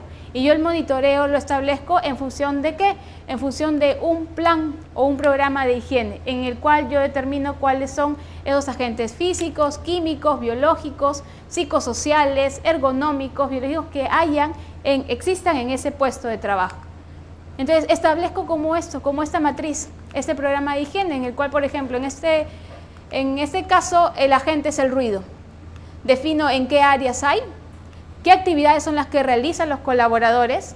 Ese es en la evaluación cualitativa que yo hago cuando yo voy al campo a recoger esa información, tengo esta info. El puesto de trabajo, cuántos trabajadores hacen ese tipo de actividad, cuántos trabajadores están expuestos a este ruido. Y en función de ello, yo establezco qué metodología es la que voy a aplicar, si es dosimetría o es sonometría. ¿Sí? Y también defino dentro de esta matriz cuál es la metodología a aplicar para hacer ese tipo de monitoreo. ¿Sí? Ese es un ejemplo del plan de un programa de higiene que ustedes también pueden incorporar dentro de la empresa, o de repente sí lo tienen como tal. Es más fácil para mí. Por eso acá se vuelve a hablar de el puesto de trabajo. De ahí que el IPER se recomienda y se sugiere que se maneje por puesto de trabajo, porque va a ser de mucha más utilidad para los otros documentos que yo voy a gestionar. Bien, ¿cuál es la otra gestión que yo tengo que establecer? Yo también tengo que establecer mi plan anual de vigilancia. Este plan anual de vigilancia va a salir en función ¿a qué? A mi chequeo ocupacional, a mi primer perfil, mi primera fotografía de cómo están mis trabajadores. En función de ello yo voy a poder determinar cuál va a ser mi objetivo general como área de salud, cuáles van a ser mis objetivos específicos, cuál va a ser el alcance, las actividades que yo voy a hacer para cumplir esos objetivos específicos, cómo yo voy a manejar, qué indicadores voy a manejar, cuál va a ser mi meta establecida dentro del año para poder yo alcanzar a esa actividad que estoy programando, ¿sí? Pero esa meta que yo establezco tiene que ser real, ¿sí? Muchas veces nosotros decimos, sí, voy a llegar al 100%, pero de repente no, de repente llego a un 70%, a un 80%. Tenemos que ser un poquito más realistas de cómo conocemos a la empresa y qué tanto alcance yo voy a llegar. Lo que sí es recomendable que los exámenes médicos lleguen sí al 100% de los trabajadores, ¿sí? Porque si no llego al 100%, no estoy cumpliendo con la normativa. Tengo que también considerar dentro de ese plan, sí. En salud hay varios regímenes, ¿no? 276, 728 y CAS. Todos los trabajadores que están en planilla pasan por el Todos los trabajadores que están en planilla. Y los que están contratados por terceros, o sea, yo quiero un ingeniero por un tiempo determinado, 2-3 meses, ¿a él no le hago la evaluación o también tengo que hacerle la evaluación? Va a entrar dentro de tu planilla igual, esos 3 meses. No si no entra en tu planilla... No en la planilla mensual, pero se hace un TDR, una contratación de un servicio. Es como un servicio que yo estoy contratando, pero es una persona. Claro, lo que te menciona la ley es de que tú les haces la evaluación médica ocupacional a los trabajadores que están dentro de tu planilla. Ellos no. Y en caso de repasar un accidente... Es tu pero ahí tiene que ver... Ay, sí. Claro. Ahí tendría que ver... No sabe con el tema de contratos. Sí. La gestión de contratistas. ¿Tengo que ponerle ahí su salud de responsabilidad de él? No va a ser responsabilidad de él, porque ese trabajador está trabajando dentro de tus instalaciones y tú tienes que velar porque ese trabajador lo realice de la manera más correcta. Tú tienes que hacer el seguimiento ahí a ese trabajador de todas maneras. No es que lo dejes como no está dentro de tu planilla. O sea, la ley dice una cosa, pero el sentido de la prevención es otra. Entonces tú ahí él tiene que igual alinearse a tus procedimientos, a tus protocolos, a todo eso él tiene que cumplir con el estándar que tú le estableces. Porque si no, si es un trabajador que tú lo dejas al aire, es un trabajador que no lo tienes controlado. Es un trabajador que se te puede accidentar. En el caso de la ocurrencia del accidente de trabajo. ¿Qué pasaría? Ahí tendríamos que ver el tema de gestión de contratas. Eso lo tendríamos que manejar con otro especialista que maneja definitivamente este punto. Pero sí nos llegaría de repente una multa de SUNAFIL. Claro, lo que pasa Por es de el tema de que haberlo está dentro de tus instalaciones y tú tienes que alinear a ese proveedor, en este caso, a las políticas de seguridad y salud en el trabajo que establece tu empresa. Si ellos no cumplen con esos lineamientos, simplemente no lo tomas.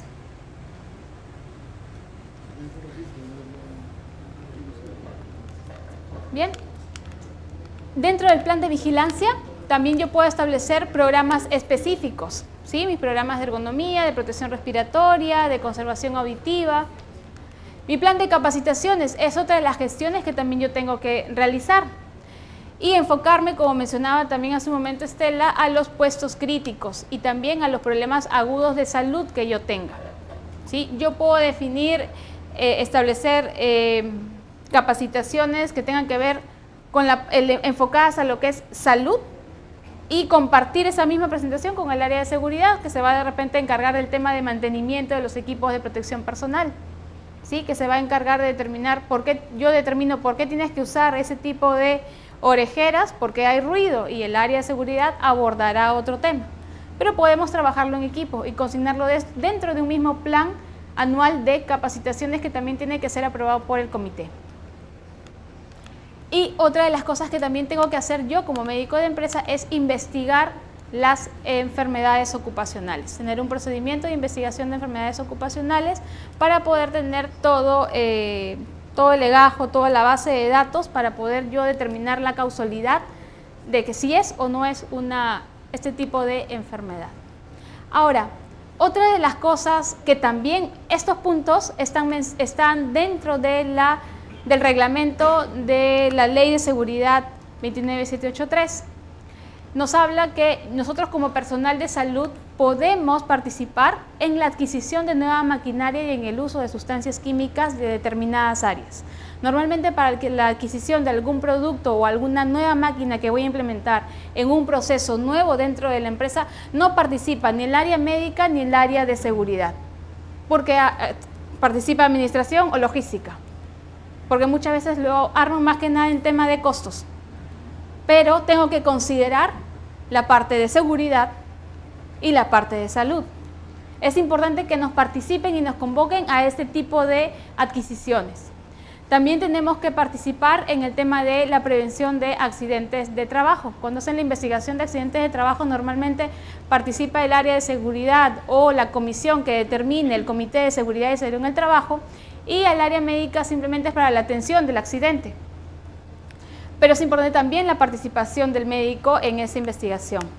El diseño del puesto de trabajo. Yo también puedo participar en la elaboración de ese nuevo puesto de trabajo o en modificar ese puesto de trabajo, ¿sí? Para poder evitar de que esa persona adquiera algún tipo de daño a la salud. En la prevención de enfermedades ya está más que sabido, y también debo de brindar asesoría en ergonomía y en la selección de los equipos de protección personal. El tiempo de vida media de cada equipo es determinado por la marca que yo compre, pero yo puedo determinar qué tipo de filtro es el que tiene que usar por determinada sustancia o agente que hay en ese puesto de trabajo. Yo determino el tipo de guante que debe de usar porque hay una exposición a un determinado agente químico que me puede producir un tipo de dermatitis, pero tengo que conocer también cuáles son las especificaciones técnicas de ese EPP.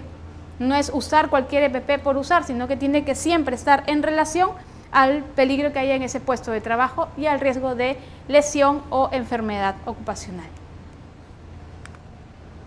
Bien, esto es un poco de lo que también les había mencionado. La norma también indica de que yo tengo que velar también existe una nueva ley que es de inclusión de personas con discapacidad. Tengo que proteger a las personas discapacitadas que yo tenga en mi puesto de trabajo, que yo tenga dentro de mi empresa, ¿sí? Tengo que proteger a las trabajadoras que están gestando. En la mayoría de las empresas todas tenemos trabajadoras que están en edad fértil, ¿sí? Entonces yo tengo que informarles a ellas cuál es el procedimiento, cuál es el protocolo que yo tengo como empresa al momento que la trabajadora salga embarazada. Establezco un flujograma, lo comunico al médico, el médico hace una evaluación del puesto de trabajo, entrega un informe de evaluación de ese puesto, determina cuáles son los riesgos que haya en ese puesto y que van a afectar la salud tanto de la trabajadora como del embrión, dependiendo de la condición de su embarazo. Y yo determino o la cambio de puesto, la reubico, ¿sí? Le disminuyo el número de tareas, qué sé yo, pero eso va a ir en función a esa primera evaluación que yo hago. Y ahí sí es importante la participación. Esto lo lleva muchas veces el área médica con el área de recursos humanos, porque normalmente recursos humanos es el primero que se entera y el médico se entera cuando ya la barriga se nota, o la asistente se entera cuando ya se le nota la barriga a la trabajadora. Pero si yo hago una sensibilización previa de por qué es importante la comunicación a mi área, voy a poder gestionar de manera adecuada esos riesgos que hayan en el puesto de trabajo. ¿Sí? Y también es importante el tema de los contratistas, ¿sí? Acá va a haber otro taller de gestión de contratas para ver cómo se manejan más que nada los temas legales desde ese punto de vista. Por ejemplo, vemos la parte de salud y de seguridad, pero la parte legal, que es un poco más gris, digámoslo así, lo vamos a tratar en otra sesión. Pero sí, la ley 29783 sí te establece que tengo que tener... tengo injerencia también en los contratistas. Yo tengo que mencionar a mi contrata que tiene que estar alineada a mis políticas de seguridad y salud en el trabajo. Así como yo hago los exámenes médicos ocupacionales, ellos también tienen que hacerle los exámenes ocupacionales a la empresa. Y yo como médico de la empresa puedo solicitar al otro médico de mi contrata los resultados de sus exámenes para yo verificar cómo está realizando esa tarea el colaborador. Tengo responsabilidad compartida, ¿sí? Yo no asumo el examen médico ocupacional, pero sí tengo que pedírselo. Y eso es un poco lo que les decía. Una vez que yo ya establezco mi plan anual, ya tengo que todo lo que programé en el año lo ejecuté, tengo que armar un informe final. Que este informe final, la idea es que también sea presentado al comité. Así como la ley menciona que el comité tiene que presentar informes trimestrales de su gestión o semestrales, es importante que el área médica también presente ese informe de su gestión ante el comité para que sepa qué es lo que se ha hecho en todo el año, en la gestión que él ha estado en este servicio. Entonces, ¿qué es lo que debe de entregar? En este documento lo que se tiene que entregar son las estadísticas. Se tienen que entregar las estadísticas de salud. Si quieren colocar los programas, también pueden colocar ahí los programas, pero normalmente ese informe técnico de vigilancia son estadísticas. ¿A quién se le presenta? A la autoridad competente, que es DIRESA o a la DISA. ¿Sí? Este informe, este documento es auditable. Lo señala la norma. La mayoría de las empresas no lo está realizando. Este año sí he podido percibir, a comparación de otros años, que algunas empresas sí están entregando estos informes de vigilancia, en comparación de hace 4 años. ¿Sí? De repente, si hace 4 eran 2, este año ya al menos son 10. Una consulta. Sí. ¿Para poder hacer este informe de ingreso, DIRESA, en esta área de salud ocupacional debe estar registrado como...? Ahí hay otro punto. No tienes que estar registrado, pero esa es la zona gris de esta resolución, la 312, que también menciona que el espacio en donde yo hago vigilancia tiene que estar acreditado por el ente regulador, en este caso el Ministerio de Salud. De ahí que parte que el espacio que yo le brindo a mi médico ocupacional para que haga de repente el tema de vigilancia, porque también a veces hago evaluaciones médicas, tiene que estar acreditado por la DISA que le corresponda a su jurisdicción. Es lo que menciona, pero a la fecha no hay nada establecido como tal y que se tenga que auditar. Pero sí lo menciona la resolución ministerial 312. Entonces, si de repente ustedes tengan algún tópico dentro de la empresa, se puede acreditar, sí, porque la norma técnica de categorización de establecimientos de salud menciona que yo puedo acreditar un espacio X como consultorio externo. ¿Y quién tiene que estar ahí? El médico. Ustedes tienen al médico y hacen atenciones de repente, una pequeña evaluación o necesitan entregarle información al trabajador, hacer el tema de seguimiento y hacen ese espacio puede ser acreditado por el ministerio. Los documentos que pide la DISA, que es la que está en la DISA de Barranco, y también en la página web, muestran cuáles son todos los documentos que yo puedo solicitar y llenar para que ellos vengan, revisen, inspeccionen y le den la acreditación. Ahí hay una responsabilidad compartida. Tanto por parte de la empresa, porque ustedes van a decir, pero mi empresa no se dedica a actividades de salud, no es el giro de mi negocio. Sin embargo, hay una resolución ministerial que se las voy a enviar, no recuerdo ahorita el número, pero sí menciona que hay responsabilidad compartida por aquella empresa, en este caso, que brinde la locación, que brinde el espacio. ¿Sí? Entonces, tiene que, en ese documento que yo firmo, tiene que haber un responsable administrativo y el responsable médico. Y le piden toda la documentación. Eso también se presenta al Ministerio de Salud, y en ese mismo documento ustedes tienen que indicar qué tipo de actividades son las que va a realizar en ese espacio. Si es solamente consulta, consultorio externo. ¿Y qué va a contener? Una mesa, un estetoscopio, un tensiómetro, una camilla, más nada. Solamente voy a hacer eso. Y se limitan a hacer ese tipo de actividad. No más. Pero si ustedes quieren tener mayor complejidad, que quiero un balón de oxígeno, que quiero suturar, que quiero curar, que quiero nebulizar, no sé, que de repente hay la mayoría de empresas de alto riesgo sí los tienen bajo esa complejidad por el riesgo de accidentes que tienen, pero si lo tienen que aplicar a una categorización y cumplir con el estándar mínimo que te menciona la norma. Sobre eso sí te pueden auditar y sí te pueden sancionar.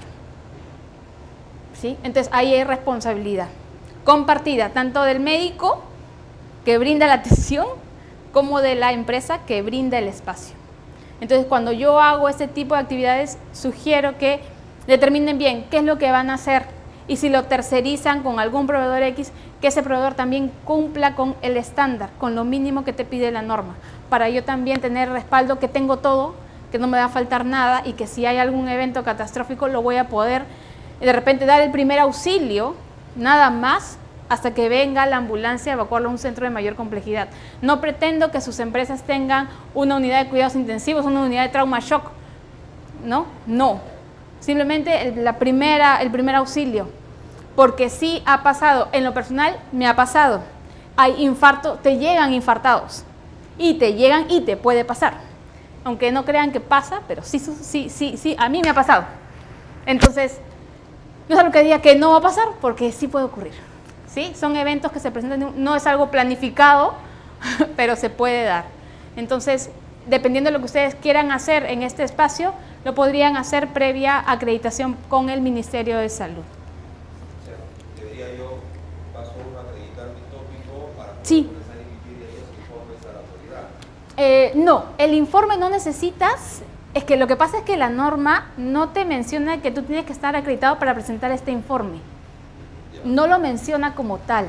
Hay otro punto en esa misma resolución para sacar el tema de la experiencia del médico ocupacional haciendo vigilancia, porque la norma te dice que puedes tener un médico ocupacional con maestría o con diplomado. La diferencia en estos es el tiempo de experiencia, 1 año haciendo vigilancia o 2 años haciendo vigilancia, pero el certificado te lo tiene que hacer una empresa que esté acreditada por el Ministerio de Salud.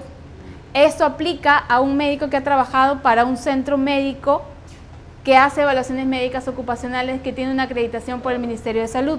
Pero si yo soy médico particular, que mi negocio es ir a buscar empresa a empresa y que me contraten como médico ocupacional, lo trabajo de manera independiente, con recibo por honorarios, no tengo un centro médico que me avale y que me dé un certificado cuando yo termino de hacer mis labores en esta empresa, que me dé y que me diga, sí, tú sabes qué, tú has hecho esto.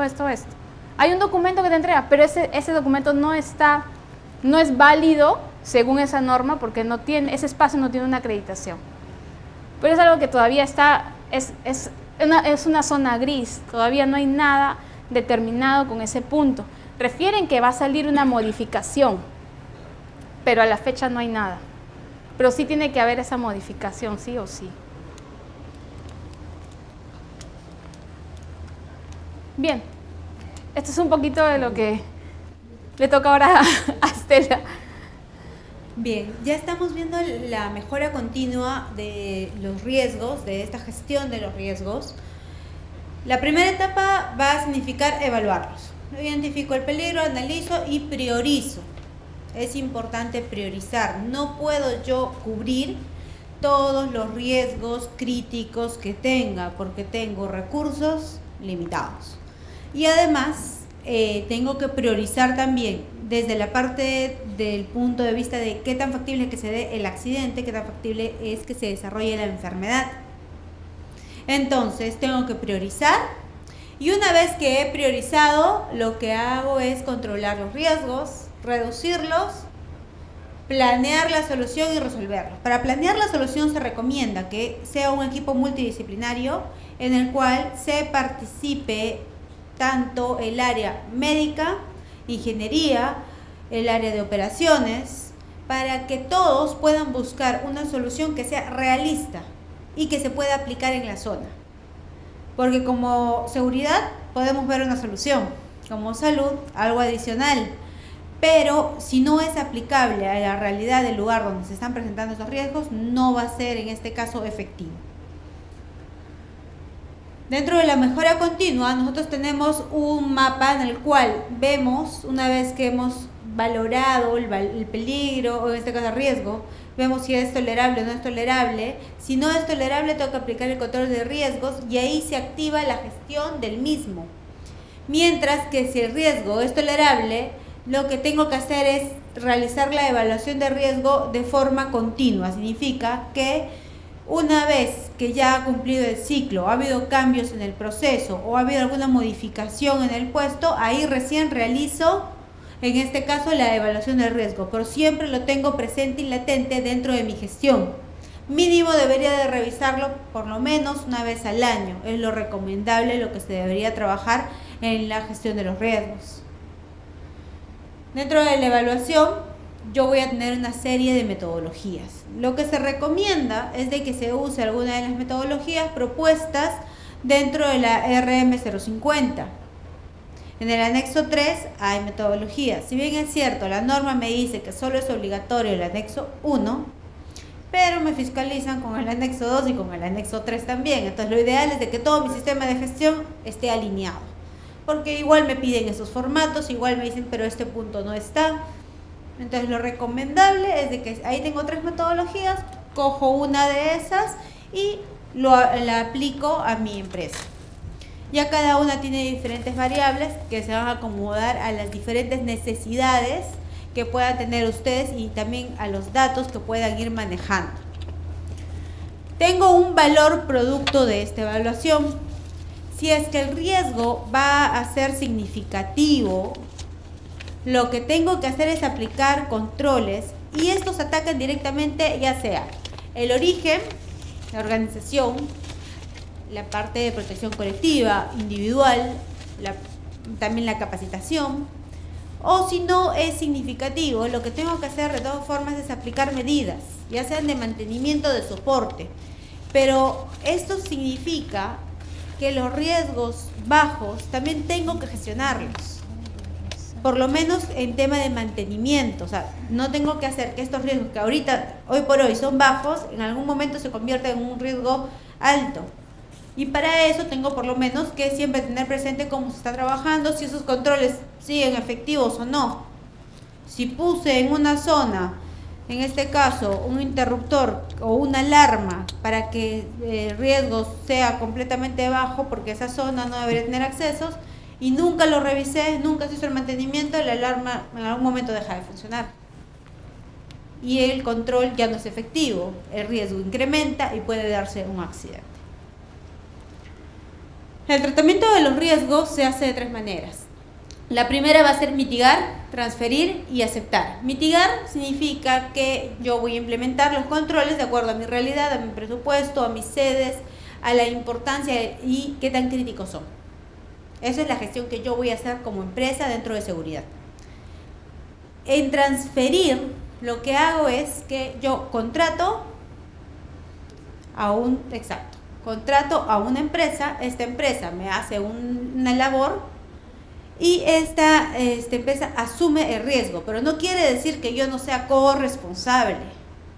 Yo soy corresponsable de, por ejemplo, la parte médica, tengo que pedirle por lo menos que tenga la aptitud médica, de acuerdo a un protocolo que ya sea ellos hayan establecido para esa actividad puntual o que yo le establezca porque de repente yo lo voy a poner en una actividad que no es necesariamente altamente especializada.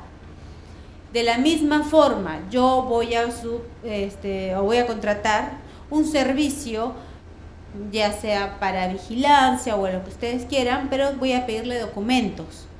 Voy a preguntarle si es que tienen el IPER, no tienen el IPER, no tienen el IPER, tengo que trabajarlo. Si tienen capacitaciones, ¿quién tiene que dar las capacitaciones?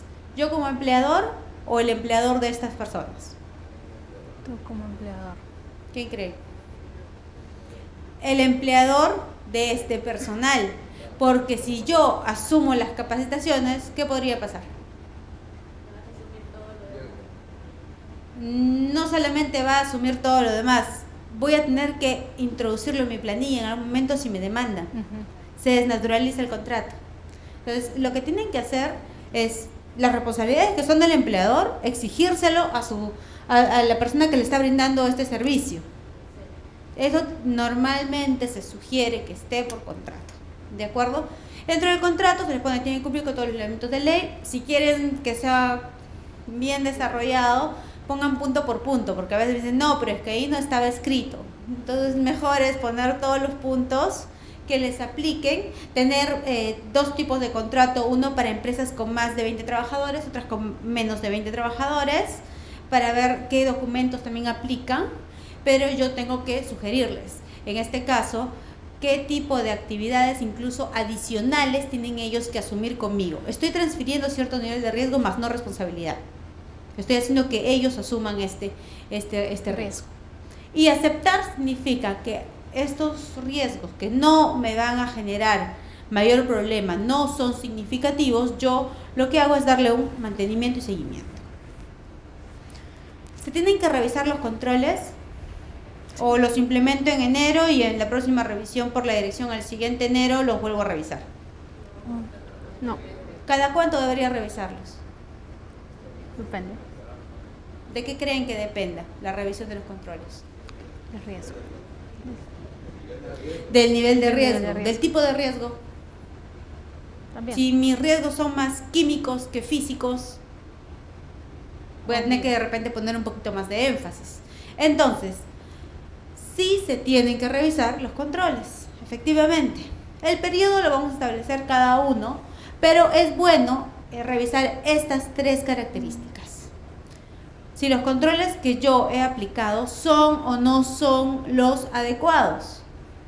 Porque a veces en proyecto, perfecto, ahí se ven muy bien, pero el momento de aplicarlos no van a ser o no vamos a obtener el resultado que esperábamos.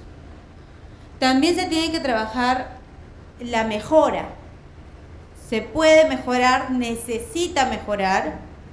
Si tengo una zona con problemas de ruido y en este caso lo que he implementado me reduce de 85 decibeles a 60, está bien.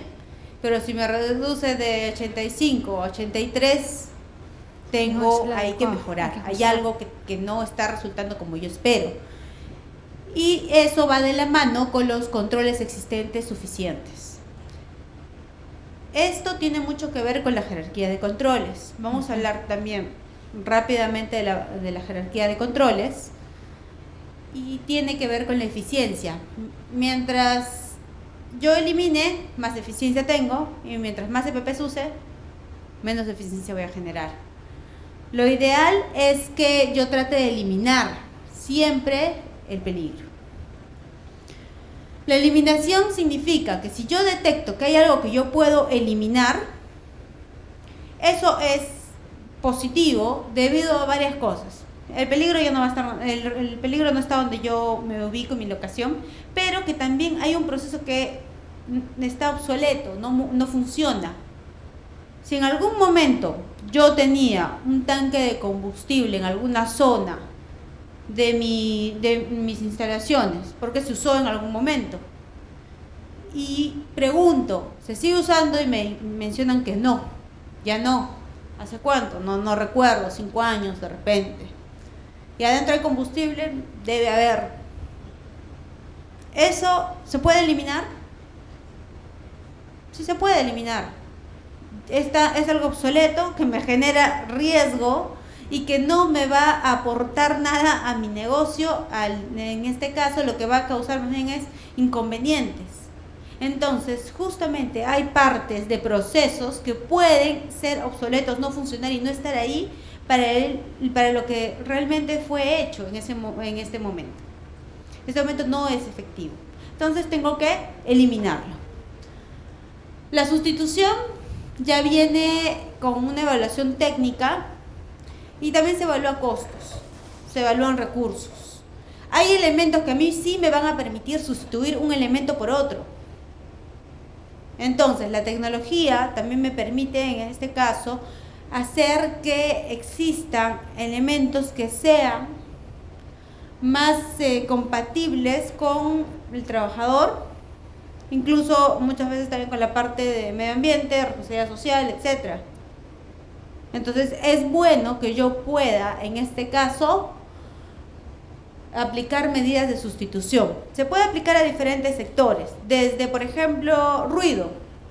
Yo tengo problemas de ruido, mis vecinos se quejan porque me dicen que es excesivo, yo ya he medido, pero igual ellos se siguen quejando. Se puede dar. ¿Qué prefieren? De repente colocar un muro en el cual igual va a salir, en este caso, el ruido, o de repente colocar una barrera que atenúe este nivel de ruido de salida. Puedo sustituirlo. Un muro de cemento no me atenúa, mientras que, por ejemplo, si yo pongo una pared de mínimo 50 centímetros de grosor de vegetación, me va a atenuar muchísimo más, por ejemplo. Entonces, eso va a ayudar a que yo sustituya y a la vez también ayudo en mi gestión. Ingeniería tiene mucho que ver con los avances tecnológicos y qué cosa yo le puse. Acá entran dos cosas. Lo primero es que yo tengo que adicionar algunos mecanismos y otro, la parte previa a la inserción de estos mecanismos. Menciono la parte de proyectos. Acá la mayoría trabajamos o en seguridad o en salud, ¿de acuerdo? O por lo menos lo vemos dentro de nuestras funciones. ¿A cuántos de nosotros nos invitan a participar cuando hay nuevos proyectos de construcción, ampliación, vamos a suponer, de una sede? ¿Nos invitan a participar? Normalmente ya al final, ¿no? Y ahí está. ¿Qué le ponemos? La señalización porque va a venir INDECI. ¿Sí? Ya. ¿Deberíamos de participar en el proyecto? Sí.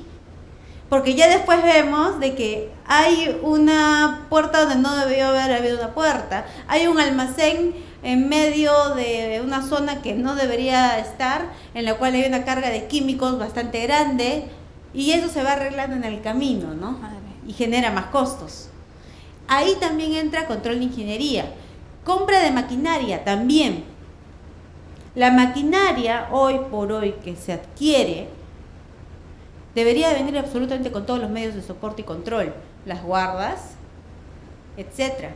Pero, si tú le pones guardas, te va a costar $3.000 más. ¿Al de proyectos es importante ese factor? No. Pero después igual se los van a ir cobrando porque a medida que vayan teniendo accidentes, lo van a ir implementando. Ah, ¿y por qué no había guarda acá? Así vino. No existe máquina que no venga hoy por hoy con guarda, sino que se las retira porque abarata el costo de la maquinaria. Hay dispositivos de bloqueo, todas tienen. El tema es un poco costo-beneficio, ¿no? Entonces, lo ideal es que también en las compras, en la parte de proyectos, también se trabaje. Eso ya sería la parte preventiva. Mientras que la parte de implementar ya guardas, barreras y filtros es ya cuando ya se ha implementado, ya está ahí y ya tengo el problema, ¿no? Entonces, también se tiene que aplicar. Administrativos es concientizar, señalizar, son los procedimientos, son las señalizaciones, son las capacitaciones, que son soporte más que una actividad en sí. La parte pensante es la parte de ingeniería para arriba, o sea, ingeniería de sustitución e eliminación. Pero la parte de administrativos es, ¿dónde pongo? Mira, aquí hay un tablero ya. Es eso. Sí me va a ayudar en soporte, eso sí es cierto. Y en la parte en la cual yo tengo que interaccionar es la parte de procedimientos. La parte de procedimientos es muy importante, sobre todo mis tareas de alto riesgo y mis críticas. No se olviden de tener procedimientos y entregarlos. Eso es muy, muy importante. Y EPPs, el más usado, pero el que debería usarse bajo las últimas circunstancias. Los EPPs se eligen desde el punto de vista de qué cosa debo de reducir, ya sea parte médica, ingeniería, pero yo tengo que considerar que lo ideal es que el trabajador trabaje sin nada. Eso debería ser lo ideal. Si es que ya he aplicado todos mis controles, no hay forma de reducir este peligro presente en esta zona y siempre el nivel de riesgo va a ser elevada, voy a tener que ponerle EPPs.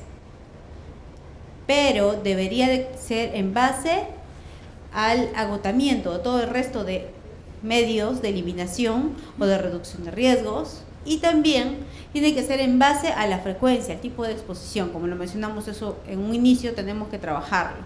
Tenemos que trabajar la de reducción al máximo y ahí recién aplico lo que debe de trabajarse. EPPs siempre recomiendo trabajar un poco a la par una matriz de EPPs. La matriz de EPPs va a ser también una herramienta que va a salir en base al IPER y que yo debo colocar el agente, bueno, el tipo de EPP y la frecuencia de cambio. O sea, qué día le di, cuándo le toca que le vuelva a dar. Eso es recomendable para llevar un buen control, porque normalmente van al almacén o le dicen a su jefe, necesito tal EPP, ya toma, te firmo el vale y lo recoge.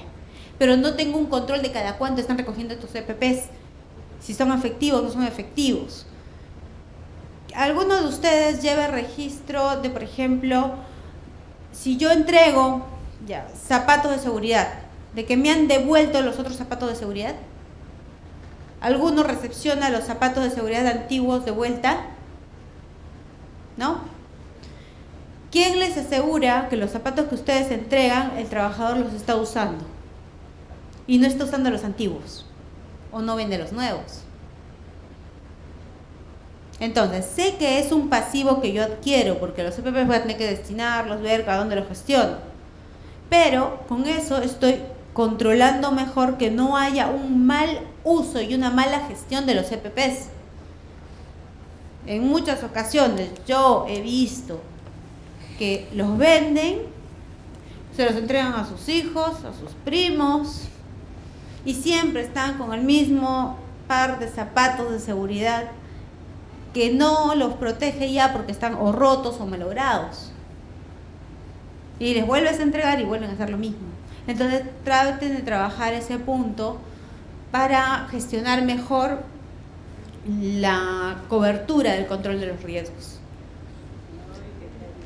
Tengo que considerar que los controles pueden combinarse también. Sustituí un peligro, le hice su procedimiento, además capacité y entregué EPPs. Perfecto. O sea, pueden combinarse, pueden trabajarse. Las buenas prácticas para el control de un peligro también son importantes. Sobre todo esto se va a dar cuando hay diferentes locaciones y hay diferentes sedes. Incluso puede ser fuera, puede ser que haya una sede en Perú y otra sede de la misma empresa fuera, o sino que yo tenga muchas sedes dentro de Perú. Lo que hago es algo similar cuando se hace la investigación de un accidente. Se da un accidente, ¿qué hago? Lo difundo para que no se dé el accidente bajo las mismas circunstancias, ¿no es cierto? Las buenas prácticas también deberían de copiarse. Si tengo una sede, una locación, la cual está funcionando su medio de control, en este caso me permite ver con datos, con estadísticas, de que las personas están mejorando la parte de salud, de que las personas no tienen tantos accidentes, de que no hay mayor exposición. Algo está bien ahí. De lo que se tiene que hacer es asimilar esas buenas prácticas. Esto ya es la parte preventiva. Y si yo tengo estas buenas prácticas, aplicarlas. Y si no las conozco, traer a la de la otra sede que nos la explique, que las aplique, que nos ayude con el proceso inicial. Y ahí recién empezar con eso. Pero es algo que tiene que irse manejando. De la misma forma, la adaptación al puesto, yo tengo que considerarlo para la gestión de riesgo. No todos tenemos las mismas características, siempre consideren eso. Los puestos no pueden ser tan uniformes, por decirlo así. Aprovechar el progreso técnico, que es lo que mencioné. Si yo puedo mejorar algo con progreso técnico, tengo que hacerlo. Tengo que tratar de dar las comodidades que se puedan para realizar la tarea destinada. El comportamiento humano y la aceptación de controles también se tiene que trabajar y gestionar. Se habla mucho de seguridad basada en el comportamiento, sí, perfecto. Pero tengo que ver si mi trabajador acepta el control implementado. Y si no lo acepta, ¿por qué? Muchas veces se da esto, sobre todo con el tema de procedimientos y tema de EPPs. ¿Por qué no usas tu careta? No, es que se me empaña y no puedo. Sí, pero si no usas la careta, te estás exponiendo directamente. Y se tiene que trabajar. ¿Y por qué no cumples con el procedimiento? Es que tienen que firmarlo 5 personas y pierdo el tiempo. Entonces se tiene que revisar eso por la aceptación. Si el trabajador no lo acepta es por algo. Claro que también podría ser que el trabajador no estaba lo suficientemente concientizado y eso se tiene que trabajar ya con refuerzo. Pero es un tema que se tiene que tener en cuenta de la misma forma para la gestión de los riesgos. El mantenimiento planificado va a ser importante que se tenga y se tenga mapeado de acuerdo al tipo de riesgos. Yo realizo mantenimiento correctivo, perfecto. El mantenimiento preventivo, ¿en base a qué criterio? A que el señor de mantenimiento me dijo, no, sí, una vez al año yo hago mantenimiento porque así lo dicen. No, todo tiene que ser de acuerdo al tipo de riesgo generado. Si el tipo de riesgo generado, en este caso, me va a indicar que yo tengo que hacer el mantenimiento preventivo 2 veces al año, pero las especificaciones técnicas me dicen que lo hago una vez, ¿a cuál le voy a hacer caso? Las 2 veces al año. Entonces yo tengo que considerar esos criterios para poder manejar el mantenimiento también. Y hay algo que normalmente no se maneja. Todos acá tenemos un plan de emergencia, ¿no es cierto? Porque nos lo piden para sacar incluso la acreditación de acuerdo a INDES, etc. En el plan de emergencias, ¿alguno de ustedes ha establecido qué se debe de hacer si uno de mis controles falla? Yo tengo controles implementados, sobre todo para tareas críticas. ¿Qué hago si mi control falla? Tiene que haber también un plan de emergencia para controles sobre riesgos críticos, ojo, no sobre, ahí sí no es sobre todos. Es el plan de contingencia. Si hay algo muy crítico que va a afectar de tal forma que el trabajador puede exponer su vida, su salud, yo tengo que tener una forma alterna que me permita actuar en caso de que mis controles no funcionen. Una contingencia. Exacto, una contingencia. Es como en las salas de operaciones que tienen que tener sí o sí en todas las clínicas, por ejemplo, un equipo de respaldo que no permita que la luz se vaya en ningún momento. Puede estar, se supone que todo Lima puede quedarse sin luz menos clínicas, hospitales. Sí. Debería de. Por norma, sí. Sí, por norma, sí. El IPER va a trabajar mucho, en este caso, con evaluaciones, pero también se tendría o se recomienda trabajar con la planificación de la actividad preventiva. La planificación de la actividad preventiva, como mencioné, es la consecuencia del plan de acción del IPER. Yo pongo la medida preventiva, la fecha planificada, fecha ejecutada, responsable, y esto lo vamos a ver desde el punto de vista salud, seguridad. Les vamos a poner un ejemplo cortito. Y con esto ustedes deberían de poder gestionar sus controles de una manera ordenada. No es una matriz complicada, no, pero les va a permitir hacer un seguimiento. Esa es la idea.